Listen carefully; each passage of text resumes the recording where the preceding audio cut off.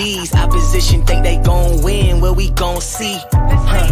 People say there ain't no I in team, but if we go to adding. What's up, everybody? Welcome back to Laced Up Live. We're here every single Monday, 7:30 p.m. Central Standard Time. We're getting started a little bit late today, but that's okay. Coach Dub, how are you? I'm good. What's good with y'all?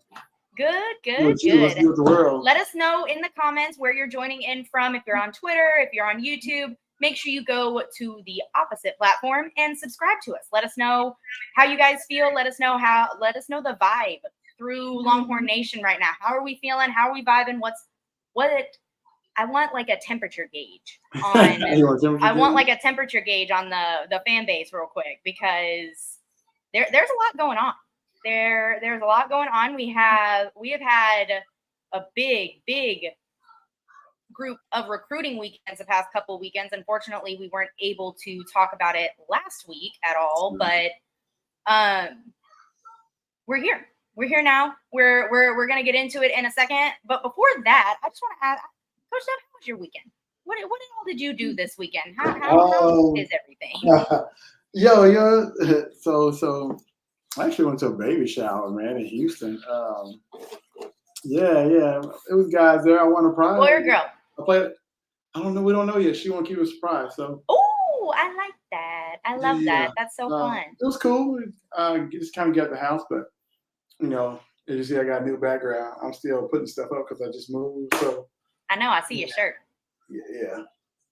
Hey, I was just gonna stay here and be like, when you move, you gotta pick something out the basket, man. Sometimes you just gotta do what you gotta do. Oh shit, that's clean. That's a clean shirt. Cool, That's everything.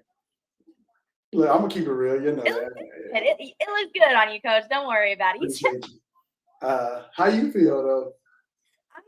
I'm good. It was a good weekend. My parents ended up coming into town this past weekend, or yesterday, I guess. But we were able to go and float in San Marcos, enjoy some of the sunshine of the weekend before this freaking heat wave comes through.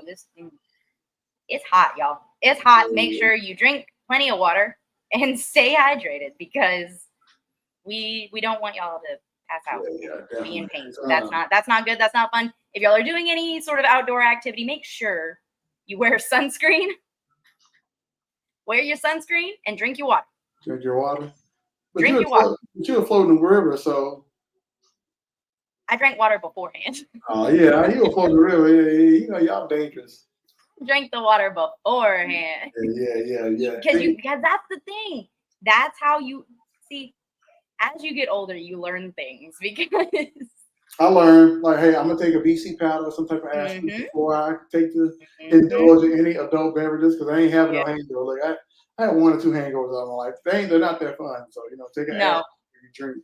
Not at all. Hangovers suck. Hangovers are not fun, especially whenever you're having to get out in this Texas heat. Makes it 10 times worse. Makes it 10 times more painful, and it ain't fun. But yeah, that's the key, is hydrating and medicating and everything beforehand. Yeah. So that you're good to go whenever you're ready to pass out. You have any sunburn? I mean, I feel like I got a little bit of redness going on, but I'm white, so it also might be a little hot in here. So there's that. But all right. So Coach Dub, let's just go ahead and jump into the recruiting weekend. So we had a big visit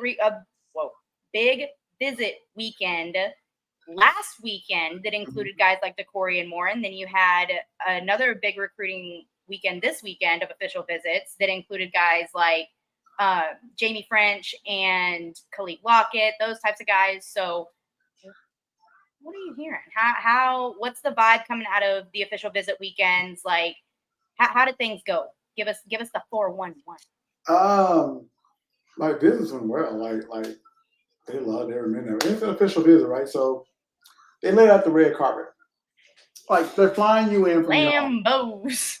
Lamborghinis lined up on the walkway going into Moncrief. I mean, think about it. If you're a recruit, you get picked up from the house and shuttle service, a big, nice SUV, take you to the airport, fly first class, land in Austin, take you to the Four Seasons Hotel, every kid got their own room, parent got their own room, and they're nice too, right? Laid out with all your favorite snacks and sweets and foods and drinks and anything you want, right? Everywhere you go. I was just gonna ask. I thought they weren't allowed to do that anymore. I disregard I said anything, but anyway. No. I'm not even trying to like get anybody in trouble or anything, because the photos and stuff have been posted nationally. So like anything that we say is not going to get us in trouble, just because, like I said, photos have been posted nationally anyways. But everybody's still doing it. I see it. That's why, like, whenever they came out with it, and I think it was the NCAA that came out and said that you can't decorate hotel rooms or anything. Right. The school can't. You get the hotel people to do it anyway.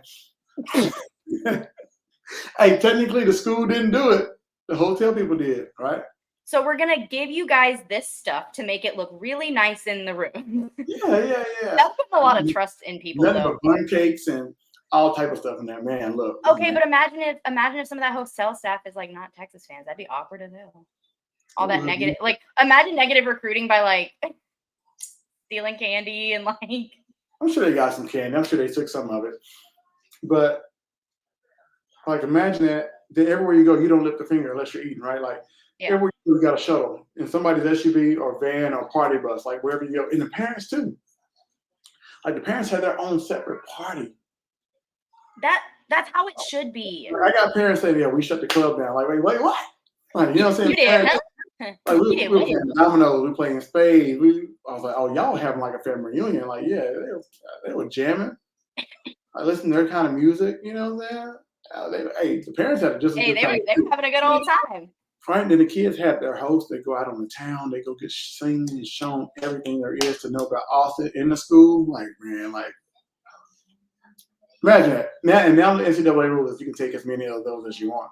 Mm-hmm. If I was a recruit right now, I'm taking every official visit. You know what I mean? For sure. Well, I mean, we've heard that from guys like Michael Fasusi, who have been on a lot of visits, who have been to see a bunch of different schools and see what they're all about and everything. You know, I feel like there is this negativity that comes with guys that like to shop around. But it's like, we also have to remember these guys are 16, 17, 18 years old. And what decision did you make at 16, 17, 18 years old that you were 100% about? Right. Like that you were 100% like, no, this is exactly what I'm doing. This is what I want to do. This is the best decision for me, without any sort of view or perspective of what else is out there for you. You know, so it's like, I understand whenever you have guys that are committed and feeling some type of way whenever they're taking visits and stuff. Cause like, I mean, that obviously you still want them to go through the entire recruiting process. But as a fan, you know, as a fan of Texas, our loyalty is to Texas. So it's like, we don't want to do that, you know? But at the same time, it's like, you take the fandom out of it for a second and just recognize the fact that these kids, because that's something that I feel like a lot of people don't understand.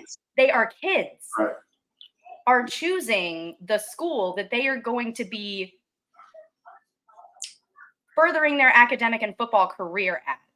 You know, this isn't just like, we understand, because like as a Texas fan, we know what Texas brings to the table when it comes to academics, when it comes to, especially since being under Steve Sarkisian, what they bring on the football aspect of it, whether it's family, whether it's making sure the development is there, making sure that, you know, the off the field stuff is just as taken care of as what's going on the field, you know? So like, it's a big decision for these families, especially with NIL involved now and everything like that. Like it's silly, in my opinion, to expect these guys to not shop around and not shop their options. Because why wouldn't you?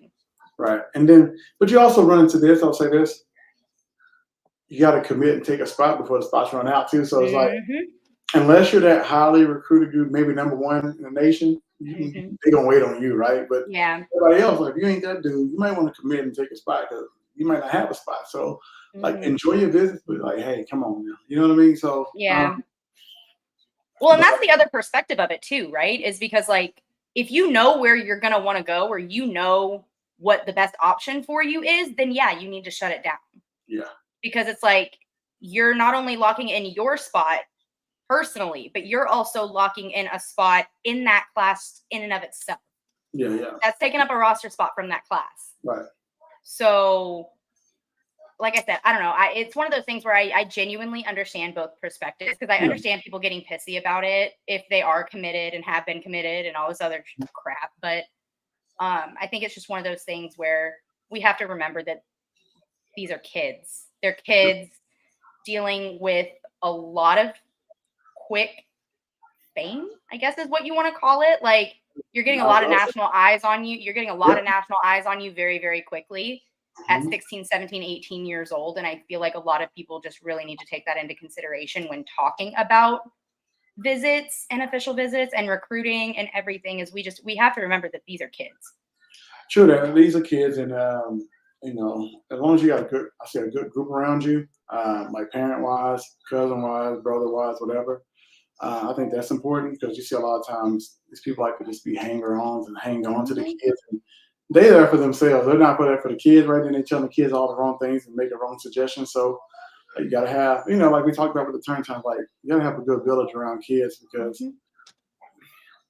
And I mean, that's one of the reasons why we want to bring families and stuff on, is because we want to be able to showcase the villages. We want to be able to showcase the support that these guys have around them, because that's so important.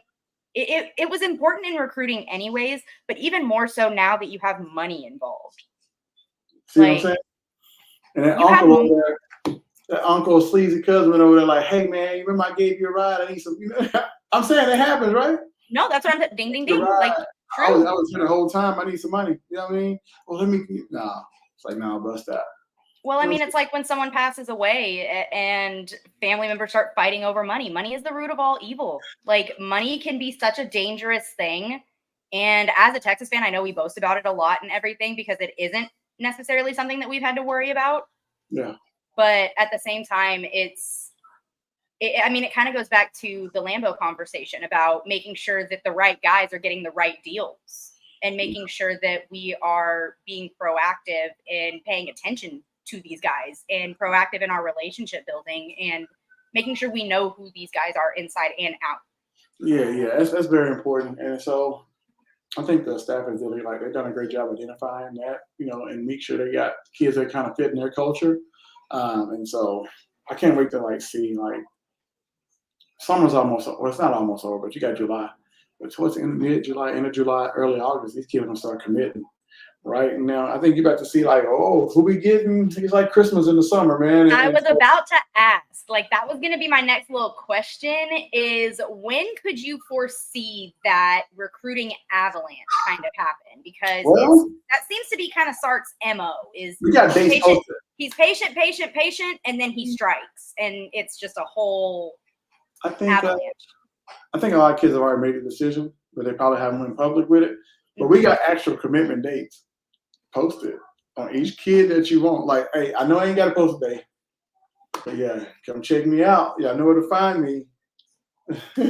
Hey, I don't have a running marquee at the bottom, but no, I know. Oh wait, I don't have it up there either. But make sure y'all go check out Coach Dub on Inside Texas for That's all you gotta do. 2 months for $1. We got dates posted, and we talked about every kid in detail, official visits. Go read it. I'm telling y'all, go read it. Y'all gonna be happy. I say you're gonna be happy, so I'm trying to give you a hint. I'm trying to give y'all hints, man. He's like, I'm really trying to get y'all's hopes. Yeah, I'm trying to give y'all. Really, really trying to. So y'all just gotta go subscribe to Inside Texas so that you can get your hopes up. Straight up. Hopes up. So obviously we had guys like Jaime Ffrench and Khalid Lockett in this weekend. Dakorien Moore was here the weekend before with his entire family. The Moores run deep. They run so deep.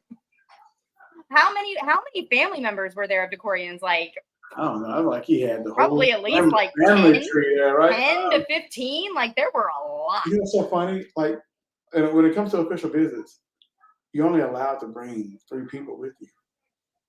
Officially. Right? Where they pay for your dinner and put them in a hotel. But the good thing about it, a lot of his family stays in Austin. That's like what, grandma yeah. and all them. So they were ready. Like, hey, they just pulled up on them. Like, you can go on a visit, you can do all that stuff. But yeah, it was just, man. See, but imagine being Dakorien Moore and like having your whole family be able to come on that type of visit with you. Like, even outside of just me being a Texas fan, us sitting here talking Texas and everything, like, that's such an amazing experience for a young guy like that, to be able to have your family and your support system around you, to watch you be showered in praise and love and Lamborghinis. Cool. I mean, that's really cool. I know the whole family enjoyed it. And then they had shirts made, you know what I mean? Like, it was like, it was like a family reunion. Like, you get shirts made and you go, like, that's how it looked. You know what I mean? They had a good time. So, and that's why I think it's so funny to hear, pissed off LSU fans get like, he's just after the money. He's just after the money. You know what? Like, first off, yeah, literally, that's exactly what I was going to say. First off, all players are after the money. Second, what kid wouldn't want that? Like, not even outside of the money, but what kid wouldn't want to be showered like that in front of their family? Exactly. Like, what kid would not want the red carpet experience for not only just them, but people that they care about? Exactly. You know, so like, just all I've got to say to the people that sit and say anything about how Texas just likes to flaunt its money and we just pay for everybody, blah, blah, blah. First off, yes. Second, get your money up, not your funny up. I don't know what to tell you. Hide your money. It's broke people around. That's what I'm saying. Like, I feel like the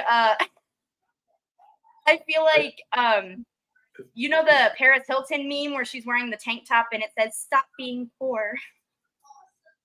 Nah, look, I ain't gonna hold you. I don't know about Paris Hilton, bro. I don't know. That is one of my favorite memes. It's so funny. You got me on that one. I ain't gonna lie to you. You don't know who Paris Hilton is? I know who she is. Oh. I just didn't know about the meme. You just haven't seen the meme. Okay. I'll send it to you later and you'll laugh at it.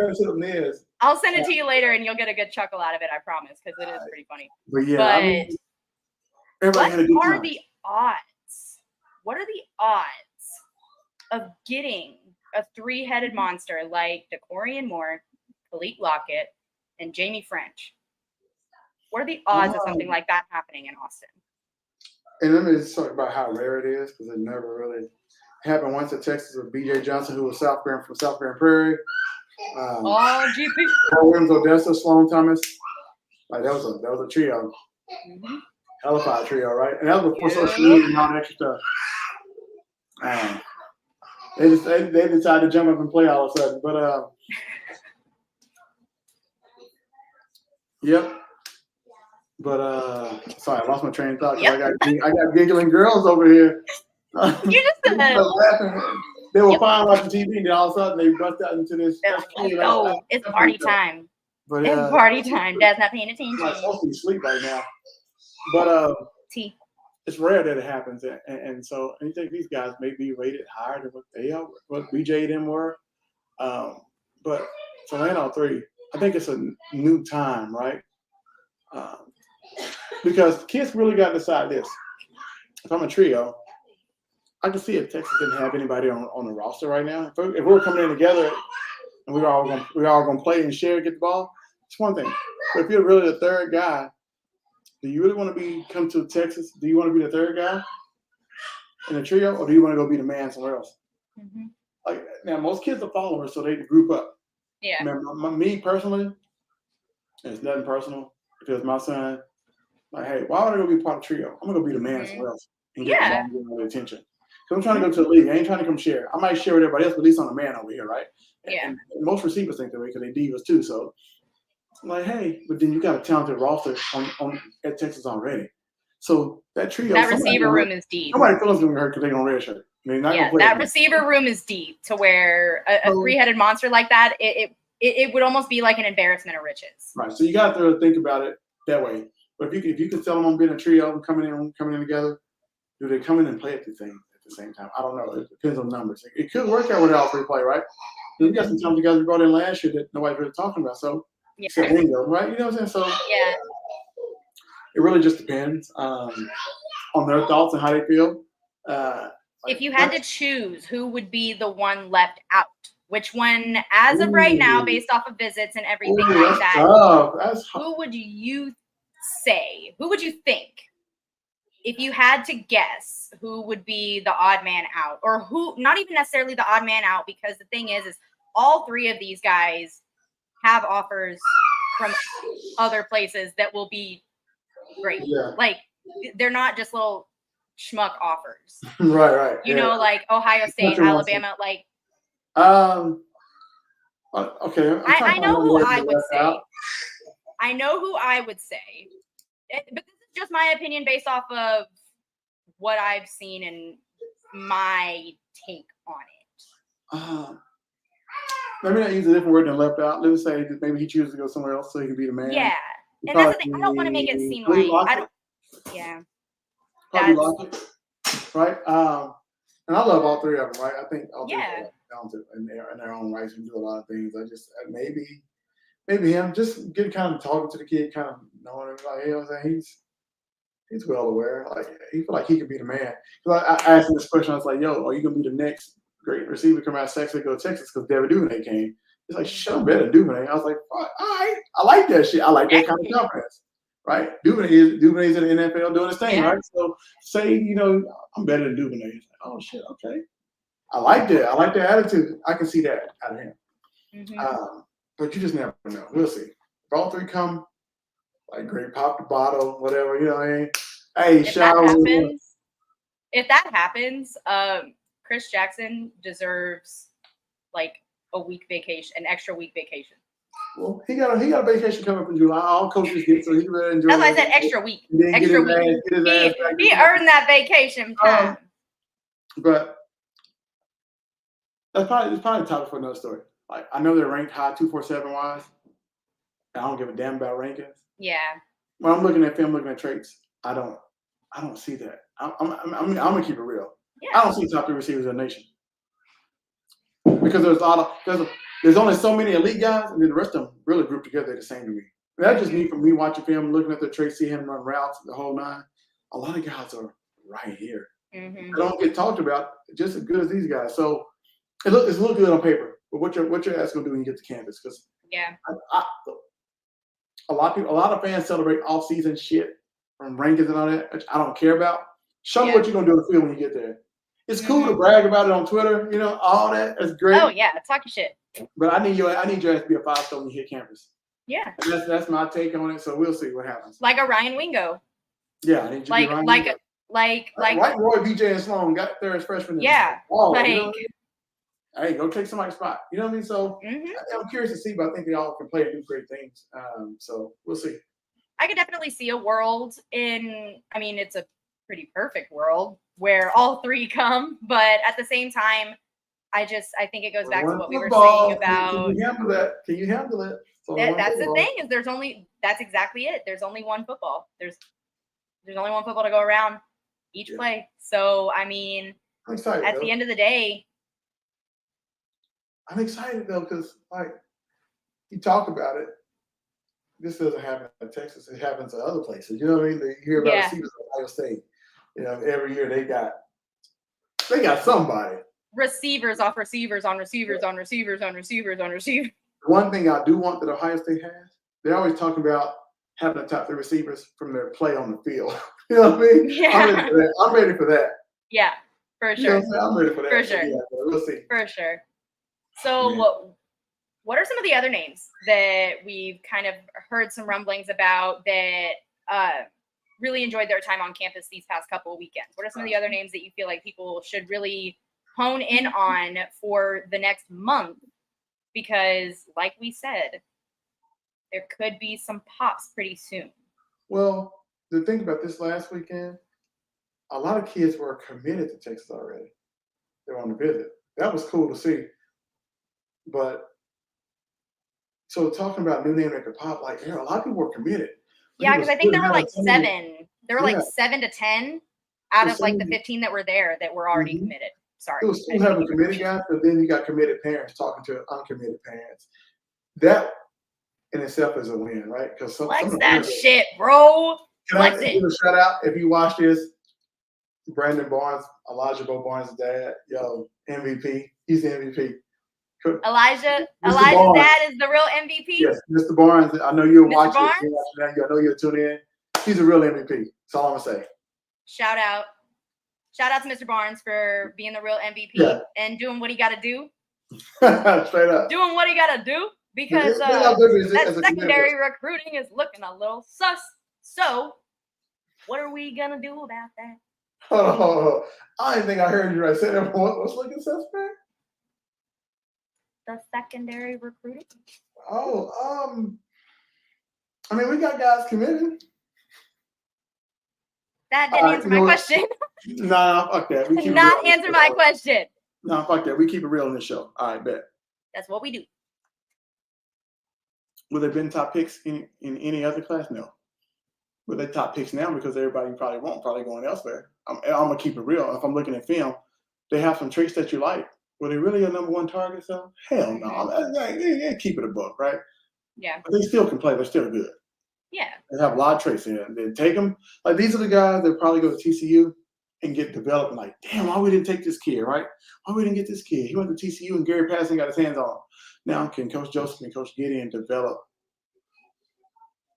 these guys, right? You got great traits. They got athleticism. They can run, smarts, and they out of Louisiana. He's a 3-sport athlete. Like he's a dog. You know, he's good. He's a guy that used to go to TCU and be like, damn, I'm throwing on our side type. You know what I mean? He can play. Other two guys, they got speed. They have speed and length, so they can play. Can you coach them up and get them right and develop them? That's yet to be seen, but we'll see. We got our friend Victor in the chat saying Vic, secondary and interior D line. I feel like, yeah, that's true. I was gonna go into. Yo, I tell you what. Y'all gonna leave my man Coach Baker alone, all right? Look, Coach Baker's out here working his butt off trying to get okay, but to be fair, I don't think it's necessarily it's hard whenever you lose a Bo Davis who just put and developed two guys in the league in the first and second round. You know, we had like those guys aren't replaced very easily. And I think we were spoiled. We were spoiled very, very, very much with Devondre Sweat and Byron Murphy. And it's got everybody thinking that that's the expectation. And as it should be, that's not normal though. Like those are two very, very, very, very, very talented guys that we were lucky enough that Tom Herman did what he had to do. But either way, they were developed by this staff and everything like that. So it's hard to do that whenever the person that developed the talent that you needed and that proved it to you is at LSU. Yeah. Dang. I'm gonna give Baker a chance though, because I want to see what he does. I want to see what he does. For sure. I want to see what he does as far as developing what we have on roster, right? Like, I mean, am I going to judge his recruiting year one? He hasn't even been here 6 months yet. I don't think 6 months. He's trying to get to know Texas kids. He's trying to recruit. You know what I'm saying? Just like give him some time. Is he swinging and missing? Yeah, but you know, shit, everybody can't hit a home run. You know, as soon as they step up the bat. Well, and it's year one. It's year one for him. Yeah, I like him though. I like Coach Baker. I believe he can really coach the position and develop guys. I think we're behind in recruiting, but we're trying. Like I know we had DJ Williams on campus this past weekend. Big athletic guy. Like it's between us and Michigan. Like, hey, that's big because if Michigan wants him, hey, all right, but let's close on him, right? Hey man, look, y'all chill out. So. See, that's the thing though, is that's why we get ourselves in trouble, is because we keep it real on this show. We say that, like, that's one thing is I don't think anybody could accuse you, at least, of being a sunshine pumper. Like, I don't think anybody could ever accuse you of being a sunshine pumper. I try to see light in every situation, so I try to pump a little sunshine every now and then. But we also, like I said, we also like to keep it real. This is always going to be one of those shows that we're going to sit here and tell you how it is. I grew up from the country, you know what I mean? Like, we got these. Beast Texas. Yeah, Beach, Texas. My grandmama Amy's, and they got these, they got them old sayings. They like tell the truth, shame the devil. All right, so I'm just gonna tell the truth. You know what I mean? Yeah. Like I said about the DVs, I do almost feel like we're settling because we didn't get the guys we wanted, right? We went to the portal. We went to the portal D line. It's no secret that we was in the portal trying to recruit heavy in the D line heavy, right? Look at the 25 class, like they're swinging, but they're missing. Yeah. Like let's keep it real. Like we're struggling. You know what I mean? We're struggling, and it's okay. Like I ain't gonna say let's keep it perfect, easy street. It's Texas, we're supposed to be cream of the crop. Now we're struggling, shit. So.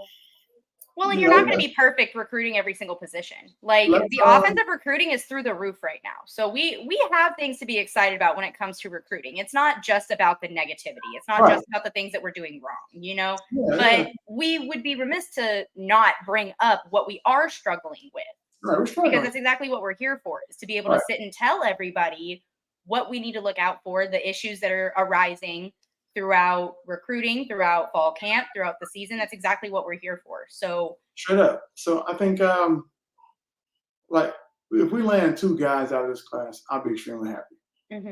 Right. I really want us to go. If I had my pick, I want Sharma because Josiah Sharma. That's the best defensive lineman to me in the country. I don't give a damn. I don't care. He's the best to me. I don't see anybody like him. I call him Big Cat. His nickname is Sugar Bear, but he big, he fast, he's strong, he quick. Ain't nothing he can't do. He's like 6'5", 287, but he's strong, he big, he's quick. Sugar Bear. That cracks me up.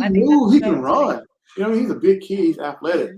Shit. So I don't see anybody like him, right? You get DJ Williams, who's another athletic guy, playing both ways at Belleville, where he's from. Like that's good. It reminds me of like Chris Whaley. Like he can move, right? You know what I mean? So give me those 2 guys. I'll be straight. Oh, just give me 2, right? Because we got some on roster. You just gotta coach them up. And that's what a developer is to me. If you can get the 3rd and 4th string guy up to par to play as good as starters, then you truly develop. Yep.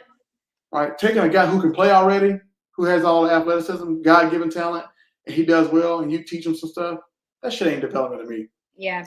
Especially if the guys behind him can't play to the next thing. Yeah. And you got to go grab somebody else, guys. You ain't a developer. You just a motherfucking shopper. And you keep shopping for new talent. Yeah. You ain't develop shit. Like, let me stop. I don't want to get my horse about developing, but yeah, I'm just saying. No, but development is so important. If you can develop who you got on your roster. Don't go shopping every time, man. If the first thing is, I got to go to the portal, I got to go get something. You can't develop shit. You just want to can play with minimum coaching. I'm gonna keep it real. It ain't me. I ain't built that way. I want to coach. Well, and that's the thing is like, it's all about the development because, T'Vondre Sweat and Byron Murphy were high 3, low 4 stars. Right. Like these were not. Byron Murphy was committed to Baylor. Like these were guys that were on the lower star rankings or whatever you want to talk about, but Bo Davis was able to bring them in, or they were able to come in, and Bo Davis was able to develop them into what we saw them be last year. Right. So development is ultimately what really matters. Right. Because once the stars go away, once you hit that college field, those stars don't matter. Yeah, you're right. They shouldn't matter. They shouldn't matter. But sometimes you got politics. I got this 5-star. I just got to play him. But, whatever. That's a story for a different day. Wait. Yes, 5 stars don't matter at the next level. Come out and earn everything you get. Wait a second. You can't just say that and then not, like, is that a thing? Hell yeah. Like, I know that's probably a thing. But, like, I'm asking, like, for Texas. Hell yeah. I don't like that. Yeah. I got a 5-star. I don't promise him everything. I promised him. I sat at the dude's mama's couch and told her all these lies. I gotta live up to somewhat. Well, yeah, but that's why you don't promise playing time. Well, how they lying to get them. Right, look. I'm not saying every coach lie, right? Yeah, no, for sure. But you're gonna sell it to get the kid to come. Yeah. So I'm gonna give you an opportunity if you're a big time 5-star. Now, not every kid in the recruiting class, right? But some of them, you're going to promise some things. I'm going to get you the ball, or I'm going to, I want you here, I'm going to let you do this. And you're going to give them that shot. Mm-hmm. You want to be a liar, right? So, yeah, it happens. You're going to play a little politics. To me, stars don't matter. If I find I say this since one thing I learned working with Marion last year. He'll find a guy with certain traits that he likes. He can run. He can catch it. He didn't give it. He don't give it. And Marion's one of the guys.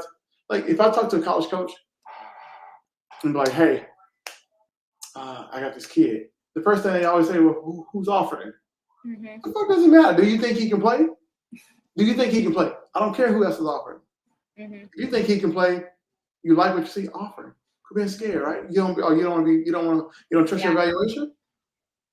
But let certain people offer, right? And then, you're good, you're a good player. No, your ass is scared. You don't trust your own Like evaluation. they needed that. They needed the validation of other. They need the validation of somebody else.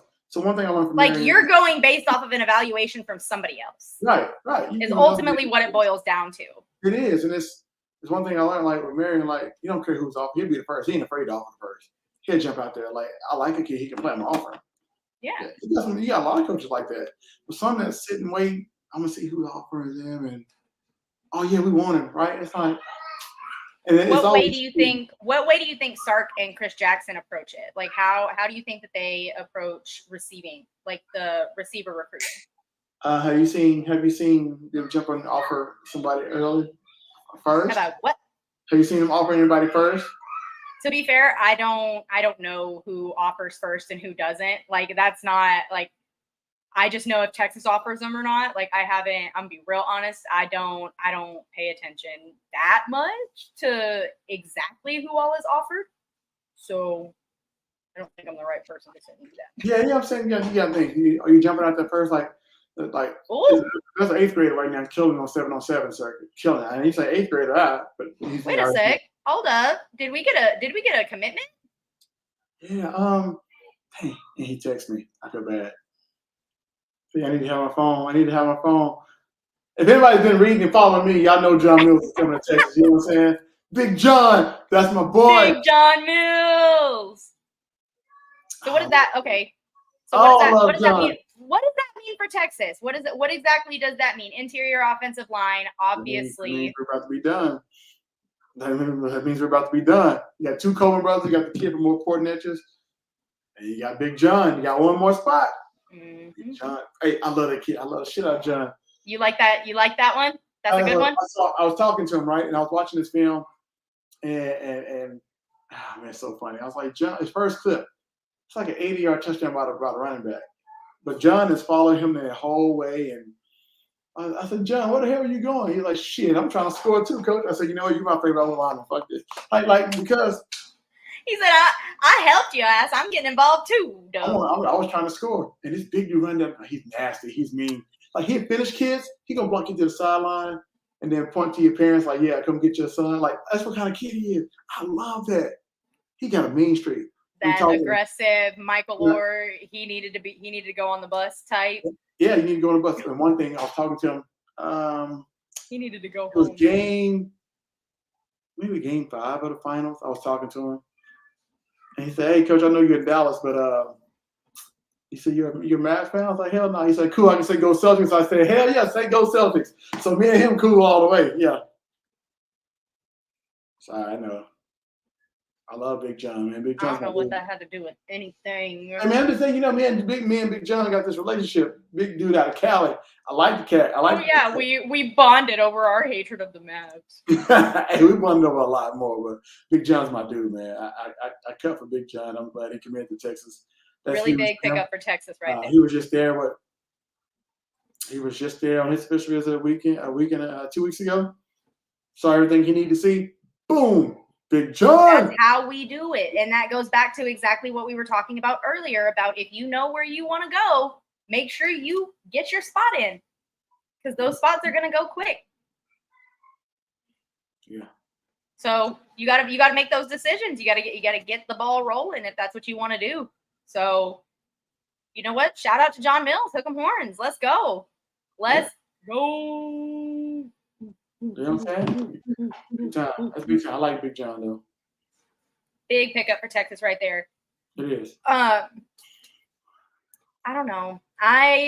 Those of you that are still watching and still hanging out with us and everything, make sure you like, comment, subscribe. make sure you let us know in the comments where exactly you're watching in from. We really appreciate all of you guys, and we really want to know where exactly people are hearing us at. Just because, like, I think that's super cool. Like, how far is our reach? Like, how far are people watching? Like, I don't know. That's pretty cool to me. I don't know. So make sure you like, comment, subscribe. Make sure you're over there on if you're over on YouTube, hit that post notification bell so that you're notified every single time that we upload and every single time we go live. Make sure you go and follow us on Twitter, on Instagram, on TikTok, on all the jams, all the vibes, all the social medias, linked in the description box below. Make sure you go subscribe to Inside Texas. Use code Use code IT1 for 2 months for $1. I was doing really well until I wasn't, but it's fine. So is there anything that you want to say on the football front before we kind of switch gears for a second? I got not a rant, but hey, look. A rant. Not a rant, but any other kids out here, you see these other kids commit, you see all these other kids like making moves. Like, you got the same opportunity, but you really gotta believe in yourself, put in the work. Like it's there for you if you believe in yourself. Like, don't let nobody tell you can't. Like, I gotta stand with every kid. Like, I can, I will, right? Like, I can do it, I will do it. Like, make that shit happen. If you really want to make it happen. Like, don't just look on Twitter and social media and see everybody else living their dream. Fuck yeah, go take yours too. So you really gotta. Say this. You really gotta want this shit. You really gotta want it, right? It's a process. You want an offer from a place like Texas, Oklahoma. Like, you want the big offers to prove you can play the level. Go take that shit, but you gotta put in the work to go get it, right? And so it's there for you. You know what I mean? Absolutely. So don't sit on the sideline and watch. Join, get in the open game. Go get it. That's for every kid. Go do your thing. Go do your thing. Show out. So that we're interviewing you on this show in a year. So, you know what I mean? Precisely. I'm just trying That's to the goal, right? That's the goal. Honestly, I think all the recruits' goals should be to come on LacedUp. Like, I would want to as a recruit. Yeah. And now I got Big John texting me now. Hey, let's get it. Hook up. I see you looking down like recruiting. But we got a Twitter friend over here that said SEC week. Here we go. Yes, because for those of you that aren't keeping track, Texas becomes an SEC program as of July 1st. Mm-hmm. So. Hey, it's game 3. Is the series tied 1-1? Yeah, what's the score? Oh shit! Tennessee about to win the championship. What's the score? 3-1, bottom of the 7th. It's still 3-1. Well, bottom of the 7th, they got 2 more innings. You think A&M gonna score though? I don't think so. I don't know. I'm not gonna sit and say anything because I feel like I'm a jinx, and anything that I don't want to happen will probably happen. So I'm gonna shut it. It's twofold, right? Because now Tennessee can be like, I'm the real UT, we won, and then A&M be like, see, but the thing is like, I would much rather have that because, we're the real UT. Like, I would just look over and be like, how you gonna win that? How you gonna lose a natty and lose your coach? Never mind. Since we're on the topic, Just saying. Let's get started on the fun topic of the day, because it has been a day full of discourse in regards to the Texas baseball opening. For those of you that don't know, Conte and Texas baseball announced earlier today that they will be parting ways with 8-year head coach David Pierce. I don't want to sit and say anything negative about David Pierce. I am not going to sit and make it seem like he was just this horrible coach that did all these horrible things. I think that, Sark's mantra of adapt or die is something that David Pierce could really benefit from if he wants to continue coaching in the college baseball world, just because I feel like NIL and the portal are a part of it. If you can't get with the times, if that's not something that you want to do, then that's okay. But at the end of the day, you're not going to be able to be a successful head coach at any sort of D1 baseball program if you're not able to utilize the portal and NIL. I agree. It's just not going to happen.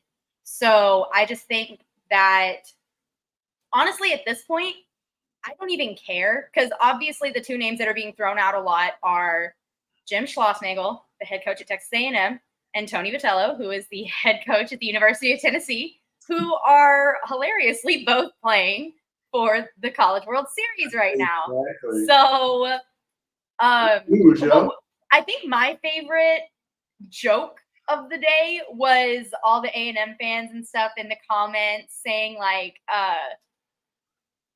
they did this on purpose. They're so selfish. They just want all of the attention to be all on them, blah, blah, blah. As if y'all didn't have the opportunity to win it yesterday and you didn't.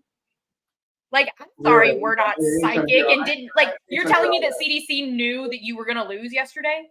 Yeah, and ain't trying out all the excuses. Like, the world does not stop just because A&M has a baseball game today. Exactly. Like, the world does not stop just because you lost yesterday and it ended up having to go to a game 3. Because at the end of the day, I guarantee you that this has been planned for more than 24 hours. Mm-hmm. This announcement on a Monday morning has been planned for much longer than 24 hours. I almost guarantee you that. Yeah, I ain't trying to hear no excuses. They'll be all right. Like, honestly, it's one of what you're supposed to do. You're supposed to go after the best, and if they're available, man, go get them. I ain't got time to hear no crying about it either. Well, and the funny thing is you got people that are genuinely sitting here telling Texas fans that Texas isn't a premier baseball program and that we're on the decline and blah, blah, blah, blah.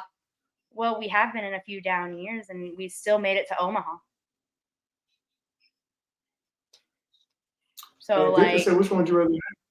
Who you want out of those coaches? Honestly, I think it's not necessary because honestly, I think it's a very much 1A, 1B type scenario. I think you can't really go wrong either way with either one of these coaches. Both of them have the pedigree. Both of them use the portal. Both of them know what they're doing when it comes to words. They both know exactly what to do when it comes to handling baseball.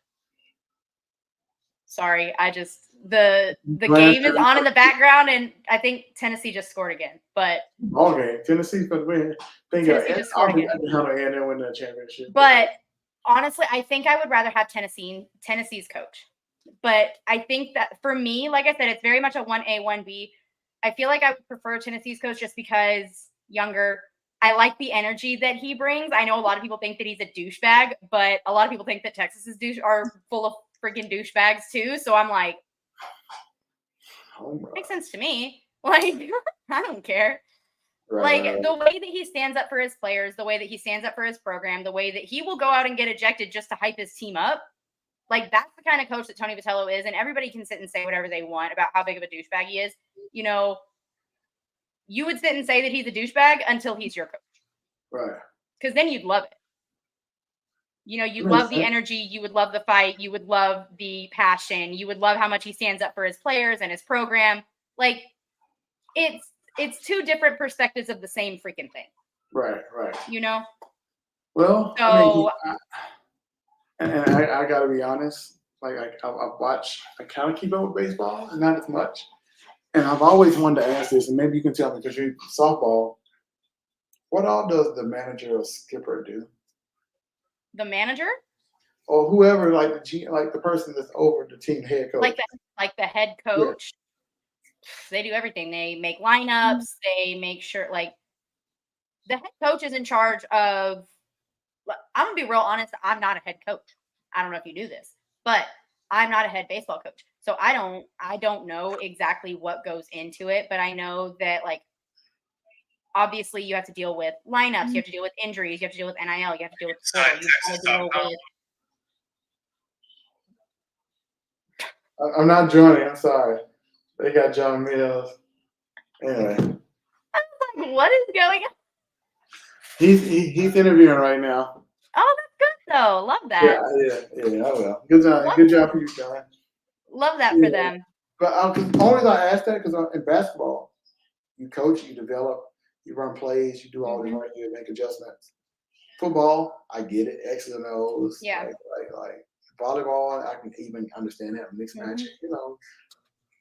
So the head coach of a baseball program is like any days during practice, you're going to have your drills. You're going to have your agility workouts. You're going to have your conditioning. You're going to have all of that in pretty much any sport that you go and play. So the head coach is in charge of that stuff as well. They're in charge of the development. They're in charge of NIL recruiting, development. Like they're in charge of all of that. So it's very similar in what a football coach or a basketball coach would have to deal with in the college world right now. But they also, I mean, they have assistants just like everybody else. There are assistant coaches, there are pitching coaches, there are batting coaches. Yeah, that's what I was asking because you got somebody working on all of this. So I was thinking, yep. What do they do? Like I see them back there. Yep. I said, so eating sunflower seeds and maybe chilling. So I just didn't know, like, it's not a true. To me, I don't see like a true X and O's, or maybe it is. I just understand. So I love the pod, not necessarily the team. Appreciate it.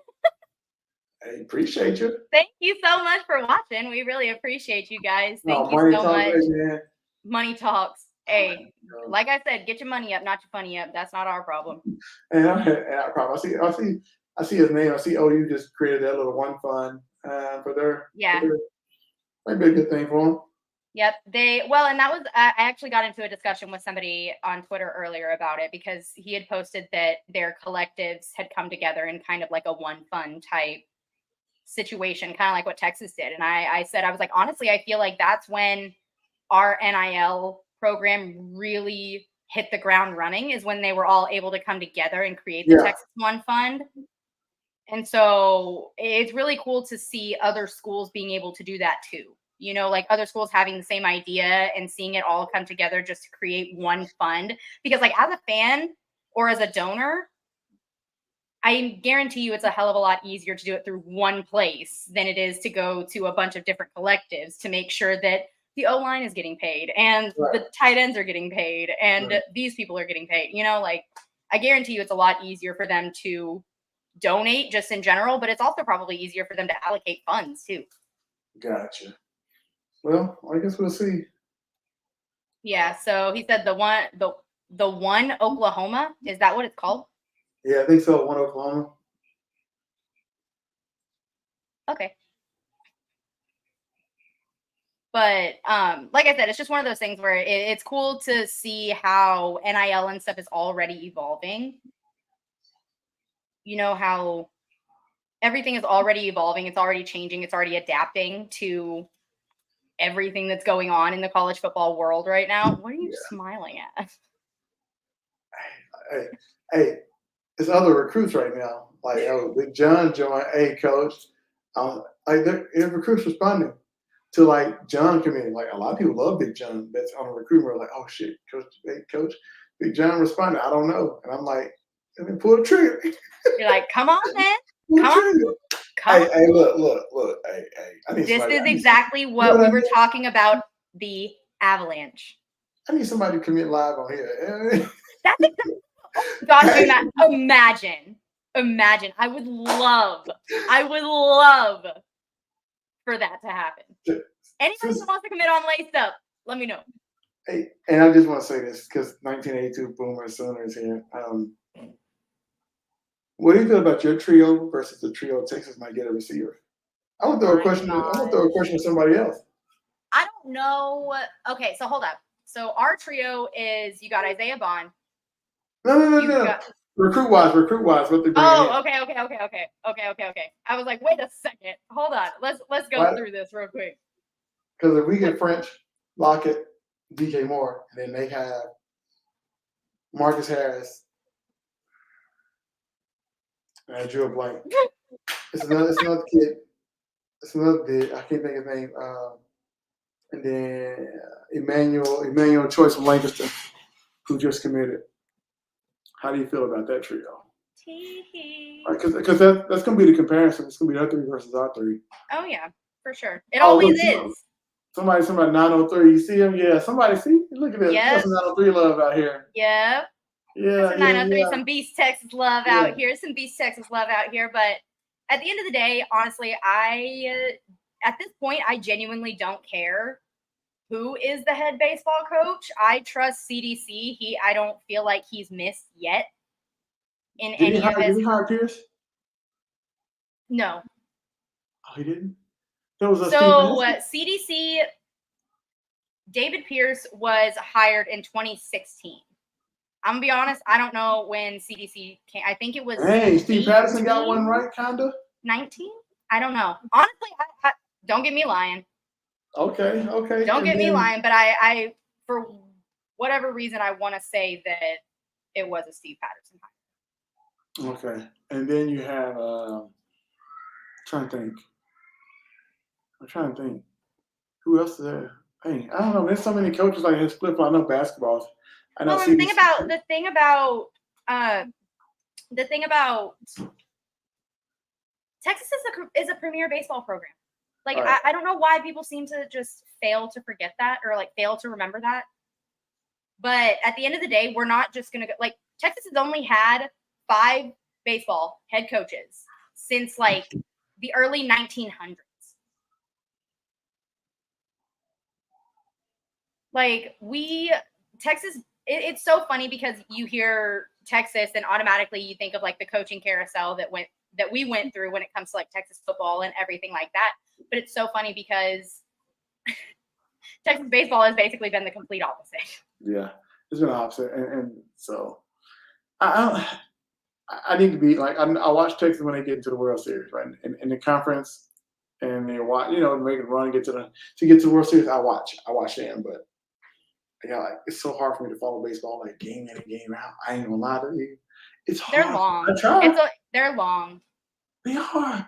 I try. I go to a baseball game in person, but watching on TV, man, sometimes it's hard. Like, oh my gosh, Victor. I get it. Oh.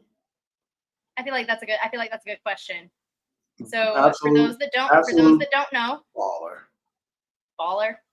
Yeah, he's good. I can't even hate. We're not here to hate though. Like we're not trying to hate. Anything that we say on here is not trying to hate. He can play. He can throw. He can run. He's accurate. He can play. That's a good ass pickup. I mean, don't cap. Like we got our guy. We got Diabell.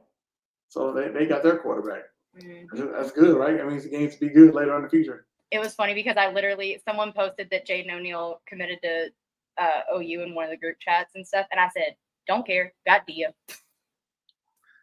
Oh, hey! Speaking of fame, I know you mentioned something about fame. You made Sports Illustrated of some kind of article. Wait, what? You made it. Like you didn't what have. What do you mean? Oh, you didn't see that? No, I don't think so. Oh, wait, was that whenever it was about? You made somebody's internet post article. You're famous. I think it was whenever there was a certain OU mama. Yeah, there's a certain OU mama that. What's up with that? Y'all be that wanted to. Well, my whole thing with that, I've never genuinely had a personal issue with her. The only issue that I have had since they left was that it seems like she can't ever keep Texas' name out of her mouth. Okay. It's just one of those things where it just seems as if there's always something to say. And it's always, well, my story matters. My story is my story and blah, blah, blah. First off, is it not your son's story?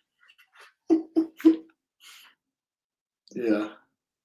That's the thing is I really am not like I'm not trying to be like that. It's not anything personal. I just don't know. My thing is like I just don't appreciate. Well, I don't like. I'm not even gonna say I don't appreciate it. I don't like getting on and just seeing all of the negative crap. Like if you want to go to the rival, go to the rival. That's fine. Right. Like we'll sit here and be bitter about it for a second, but I mean, at the end of the day, you chose what side of the Red River you wanted to be on. And that's okay. That's fine. I have no issues with that. The issue that I have is just after the fact, you just want to sit and badmouth Texas the whole time. Like, girl, chill out. I just saw it. I saw the article. Chill. Whoa, wait, what happened? I was like, I don't keep up like that. And I saw it. I was like, damn, Lacey made the article. Okay. I noticed that afterwards, and I was like, whoops.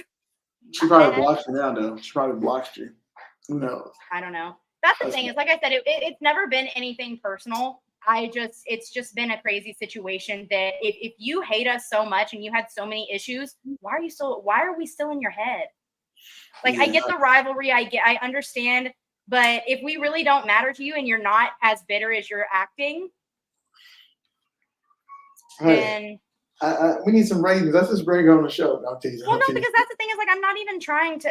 I know. I don't want to seem like I'm just sitting here trying to bully people's moms. Like, Yeah, that's not. I didn't see you bullying. I just read it. I know, but I don't want it to be taken that way, because that's not it. But at the end of the day, I'm gonna defend us. Like, I'm gonna defend us every time. Like, there's no reason for that anymore. Right. Y'all have been gone a year and a half. True. Like, what are we even talking about anymore? 1982 Boomer Sooner said, what about players that transfer to Texas OU and vice versa? It goes back to what we were just saying. I really don't care. Like, at the end of the day, it made him one of the greatest coaches that Texas ever. Well, exactly. So, like, that's what I'm saying is, like, at the end of the day, does it kind of suck whenever you see that one of your players is transferring to your rival? Yeah. That's not going to be a good feeling. You're going to be a little bit bitter about it. You're going to feel some type of way about it. But at the end of the day, it's not personal. Correct. It's not personal. Going to Oklahoma is better for you. Go. Coming to Texas is better for you. Shit, go. This is so funny. It says, no offense, but sometimes UT fans can sound kind of arrogant. And OU fans can sound like they want to make it all about them all the time. So they're. It can go both ways. That's the entire situation. That's literally the whole thing. Is it can go both ways, no matter what way you try to spin it. Because I can sit here and say, "Oh, OU fans are blah blah blah blah blah blah blah blah," and they're gonna be like, "Oh, well, Texas fans are blah blah blah blah blah blah blah blah." So it's literally like, and yes, both can be right too. Like, yes, there are OU fans that are shit. Yes, there are Texas fans that are shit. It just like. What am I supposed to say to that? Can sound kind of arrogant. So, what's your point? Yeah. Like, I don't understand that. I don't understand the bitchiness about that. Like, it is what it is. I'm not trying to sound arrogant. I'm not trying to sound rude. I'm not trying to sound disrespectful. But we speak facts on this show. We speak truth. We speak our truth. We got to. And at the end of the day, I'm not trying to sit here and fight with anybody. I'm not trying to sit here that's not my whole goal. But at the end of the day, you come for me, you come for my team, you come for my coach. I'm gonna defend you. I got UNLV on the night. I'm neutral.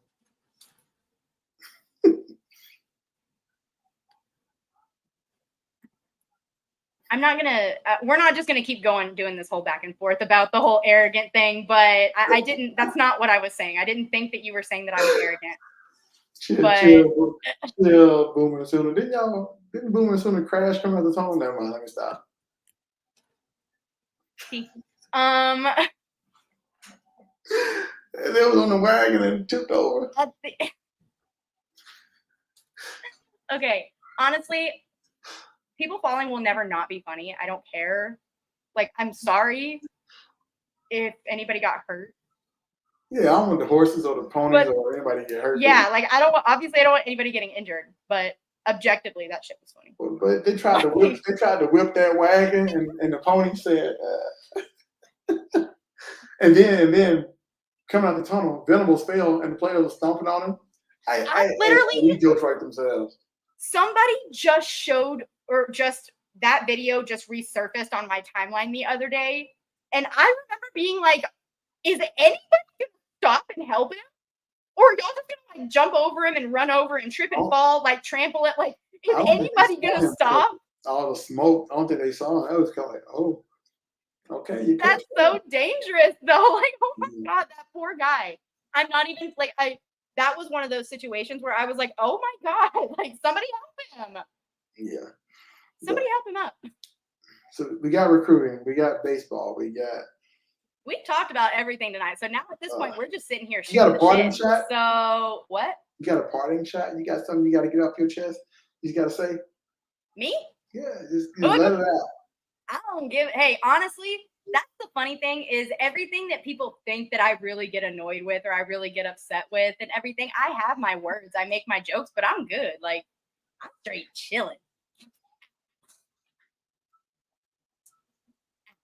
But no, that's pretty much all I got. Oh, yeah, there we go. Oh, That's not even me trying to be mean. That's not me trying to be like an asshole or anything like that. But at the end of the day, like as long as nobody got seriously injured, that shit was hilarious. It was so funny. And honestly, I would say that if it happened at Texas too, like people falling will never not be funny. Like that just is what it is. Right. I don't know. I have the sense of humor of a 12-year-old, 14-year-old prepubescent boy. So like people falling will never not be funny to me. But at the end of the day, I trust CDC. I trust Conte's evaluations. I don't necessarily feel like he's made a bad hire yet. Right. And I think that just has to be what it is. Yeah, I got some part. I got one thing to say. I'm not answering that last question that just came through. I refuse. I'm not even gonna. I know you find your boy on Twitter or X, Coach Williams II. If I'm in Inside Texas, come check us out. We got some good stuff going. Promo code IT1 for $1. Hopefully, Lacey on that show with us. You know, so we need our own. Hey, y'all go tell the world. LacedUp needs to come to Inside Texas. We need to do our own thing. I mean, I'm just gonna, I ain't got no table to stand on, but then I'm gonna stand on it now. You know what? He's standing on business. I'm standing on business. He's standing on business. We need to spam everybody and tell, hey, you know what? I'm just saying. I thought I'd throw it out there, but honestly, hey, you know what? I swing. We'll see if it connects. We'll see if it goes. We'll see what happens. But you know, like it's been, I don't know. I'm just doing me. Having a good old grand old time. And you know what? We promote Inside Texas on here all the time. It's not like it's never a competition. It's never something that I'm like sitting here like, oh my gosh. Like it's not anything like that. Like I love the guys over at Inside Texas. I need you to be a part of the family, man. Everybody over at Inside Texas is really, really great. They're super nice to interact with and everything. Make sure you go subscribe to Inside Texas. Use code IT1 for 2 months for $1. Yeah, you got it. Hey, and Victor, I quit logging in on 2 different YouTubes, man, because I know you asked that question about Terry Joseph and Blake Gideon. And I'm not answering, so nope. LOL. I'm not doing this. LOL. This is, you know what? This is a great way to end it because yes, I think we can all agree that the Red River shootout, the Red River rivalry, whatever you want to call it, is absolutely one of the best rivalries in college football. Yeah. And if you ever been to a game, you can't really hear yourself. Like, can't even hear yourself think. And if you're sitting like close to the line to split, back and forth. Oh, I would get into a fight. Hey, wait, have you ever sat close to the 50? No, I've never been. Say what? You heard me right. You've never been to Texas OU game? Ever? What? I know. Yo, okay. What? Man, I know. I've been going for a while, but I know. They're always the same. The only thing about Texas OU game is getting up super right because I used to coach high school football, so coaching on Friday night, getting home at midnight at 1 a.m. Mm-hmm. Getting up so early to make it downtown Dallas, find parking. That used to be brutal, right? It's a 2:30 game. It's a 2:30 game first year in the SEC. It is a 2:30 game now, so I'm kind of happy about that. But I'm not. That's gonna be hard. It's something about it. Once you get close to the Cotton Bowl, all these butterflies and the adrenaline start going, and you got people walking in their crimson, you got the burn on. Like everybody's well. And what other rivalry splits it 50-50 the way that we do? I know. And the cool thing is, if you get there early enough by midway, the buses are coming right by you. So you're like, OU buses coming by, everybody's flipping them off, and just come by, they're flipping them off, they're throwing stuff at the bus, and it's like, F you, they really hate each other. The hatred is so real. Like the hatred between Texas and OU is so real. I don't think that's the thing is like I think everybody sees it as like this Saturday game that happens every year. It's a big game, blah blah blah blah blah. But I don't think people genuinely understand the feeling of that game. Oh, it's something about like I get goosebumps every time. Like, and that's from every aspect. Like, not even just players, coaches, fans. Like, it's truly such a unique experience in the college football world because there aren't any other rivalries Not like that. that like split that. it 50-50.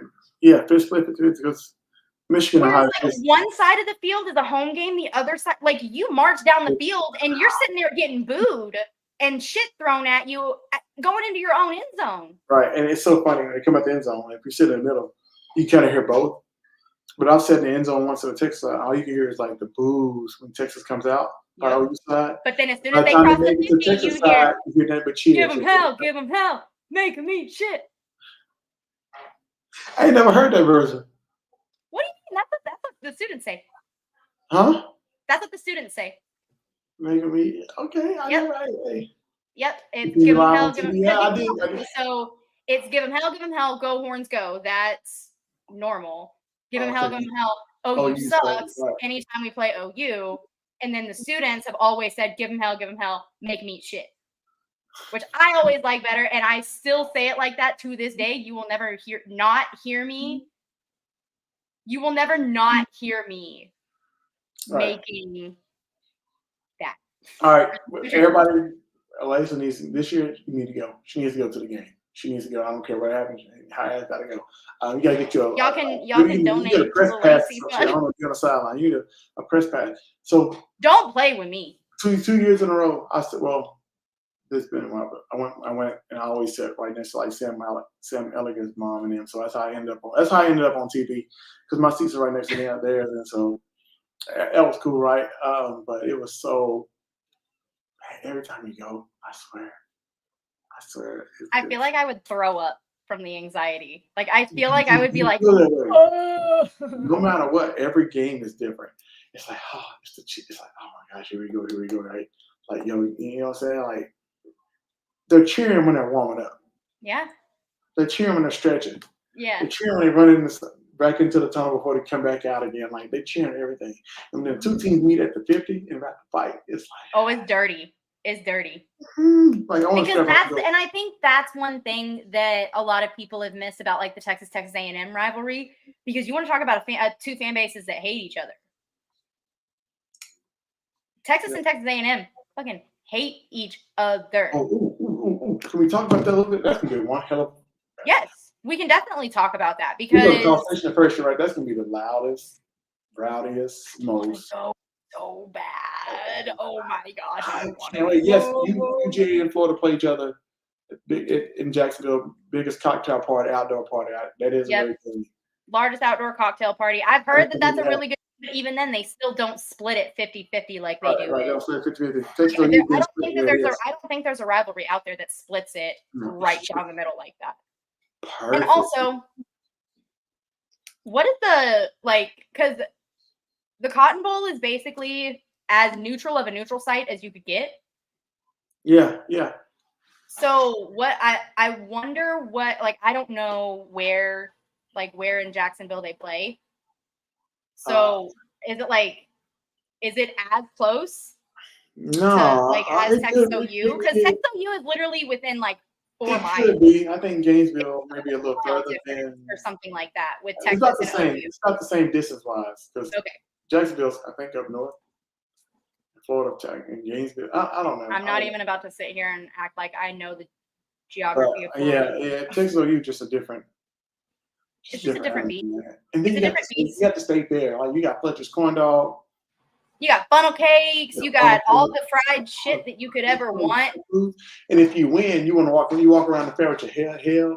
Oh yeah, and if you lose, you go home. You try and get your corn dog and leave. You get your corn dog and you go home right afterwards. Yeah, you ain't. I don't even want to watch football for the rest of the day, right? Yeah, for real, you get pissed off. You're like, man, it's so hard. Losing. Right? That's the thing is that, and I know OU fans would agree with me on this.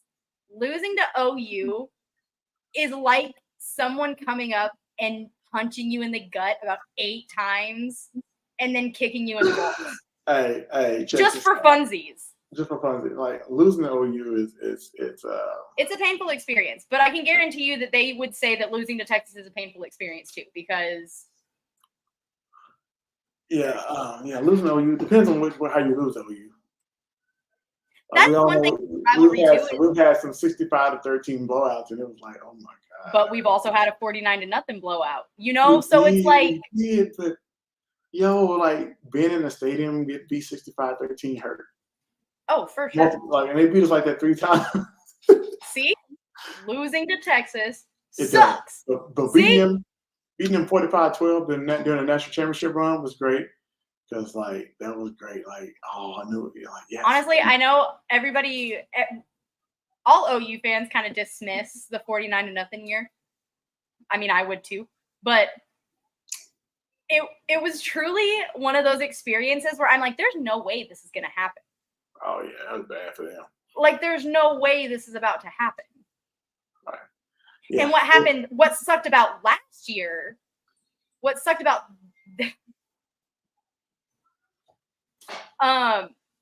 what sucked about last year was the fact that I was already sunken. I was already convinced that we were going to lose. We were down. We'd been trailing pretty much the entire game. We played like shit the entire game. You know, goal line stand. You have 4 freaking chances to get in the goal line and you don't. You know, like there were so many issues with that game. You had Quinn throwing 2 back picks damn near back to back. Like in the, I think it was like 2 picks in the first quarter or something like that. But then Quinn went on like a freaking 19 pass completion streak or something like that. And they ended up getting it to the point to where it gave me hope, which was so rude. Yeah, I think it's going to be a good game this year. All right, Sark is 1-2 versus OU. So, you got to even the series up, buddy. Yep. Because if you don't, but he's only 1-1 versus Brent Venables. I get it. I don't think that counts. Okay, sure. I'm gonna say that I don't think that counts because are we really gonna use Lincoln Riley against him? A guy that's at USC right now? Hey, look. That's not even on the OU staff. Hey, he lost. We can sit and say, yes, he's 1-2 for sure. That man is 1-2 versus OU. He's 1-2. His whole head coaching record counts. He got to go even. He got to go even up versus OU. I won't count the coaches, but I count versus Oklahoma. The first loss was heartbreaking because you were winning big, and we all know Caleb Williams happened. So that one was just disrespectful. Like that one was just rude. What else? Next one, 49-0. Then last year was just like, hey. I thought I saw 2 evenly matched teams last year, honestly, and just came down to the wire. This year, it's gonna be another good game. Well, last year it came down to who made less mistakes, and there was a very clear team that made less mistakes than the other one did. That's it. That's really what it comes down to every game, honestly. But I can't wait. I can't wait. I can't wait. I can't wait for the season. I can't wait for week 2 versus Michigan. Georgia. I'm excited to see what the show looks like whenever Texas plays A&M. That's what I want to go. I want to go to that game. 2:30 kickoff this time, Victor. 2:30 kickoff. Yes, Texas OU is at 2:30 this next season. Everybody worried about being in State Fair late. It ain't that bad in the neighborhood, okay? Well, but a 2:30 kick isn't that bad anyways. You'll be out of there. Like if the game's over at 6, but you just get there early, get your food early, then go to the game. Yeah. But if you look, they're redoing the area, okay? They got new houses and all types of stuff about the new area. It's not it's still considered the hood, but it's not bad. That kind of makes me sad though, because the gentrification and stuff is already so. We're not going to get into all that, but you're safe if you go to the State Fair. Just go. And if you happen to park all the way down Malcolm X, that's your fault. Don't do that. But or Pennsylvania. He said that's an issue, not an issue. Don't park that far, okay? Park somewhere and take the dark train. You know what I mean? Yeah. Like, don't park down there where it's dark and you better see your car at night. No, don't do that. Mm-hmm. You know, man? Just get there early. Try to park close to the stadium, inside the State Fair, or park downtown, or wherever the dark train goes. Park at the station somewhere, and then take the train into the station. Yeah, wait. The dart is the best way to do it. Park in a suburb, take the dart downtown. Yeah. I promise you, y'all are safe. You can go to the fair, have a good time. But it does allow them to get really, really drunk because they're gonna be drinking. Yes, and yes, get an Uber. Y'all, if you're out there drinking and everything, get an Uber. I'm so sick of seeing all these DUIs, DW. Like I'm sick of seeing them. Yeah, I agree. There is no reason to be sitting here driving and everything whenever Uber, Lyft, taxis are all available. Yeah, please. And I'll pick anybody up too. I'll be cheaper than Uber. Call me. I'm saying because it's not worth it. It's not worth it. But I think that's it for me tonight, Coach. What about you? You got anything else you want to say? I'm good. Big John still texts me, just trying to get Coach how he feels. We made him pull the trigger tonight, so hopefully I got some updates for y'all. But other than that, that's it. No, I don't want a 7:30 night game at the State Fair. No, that game went into midnight. No. All your Cadillac converters will be gone. Shut up. You're gonna take your Cadillac converter. You're so stupid. The people don't have stereos. No, people still steal stereos out your car. I didn't know there was a thing still because everything's not the same. Like I don't know if they still do it now. No, she got back in the day, that's what they would steal. They might take your tires, take your pieces to your car. You might be on bricks. Engine may be out. Cadillac converter gone. If you park in the wrong spot, you only got one hubcap left. Yeah, they might leave your hubcap. They just want the tires, yo. I'm just telling you where you're at, and they quick about it too. So don't park down too far down Malcolm X. Don't park down too far in Pennsylvania. I forgot all the other roads. Just don't go too far where it's dark. Like don't cross the railroad tracks going east towards 45, right? Stay closer to the Cotton Bowl. You get too far down there, it's your fault. You parking them people's yard, like, hey, cause you ain't never been, right? So you. I've been to the State Fair. I haven't been to Texas OU, but I've been to the State Fair, so I know what you're talking about. Whenever you park in my yard, $10 all day. You know what I'm saying? They don't really be watching, right? They take their money. No, they don't. They literally they take your money and they go back in their house and mind their damn business. You might be. They ain't really watching your car. So if you park down there, that's your fault. But other than that, that's pretty much it. I can't wait to the game. So that's it. Appreciate the time tonight. And see y'all next Monday. Y'all get at your boy as always. Get us some laced up, and that's it. Yep. Hook 'em horns. Make sure you like, comment, subscribe, follow us over on Twitter. Subscribe to us over on YouTube. Hit that post notification bell to let us know, or to let you know every single time we go live.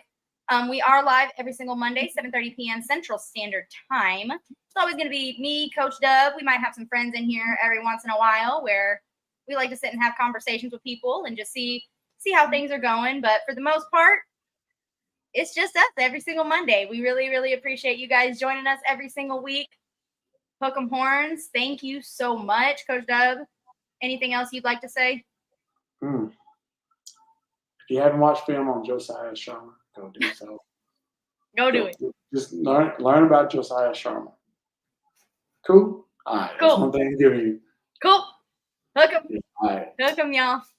Defense flying to the ball like vultures. Y'all got to pray. Shoot it out like John Wick. Tell me what y'all hate for. And I'm finna run a blitz on you like I'm J4. Standing on this championship trophy, I'm like 8-4. Had to do it big. This is it. Farewell tour. Competition sweet like Sade. Never secondary like Jai.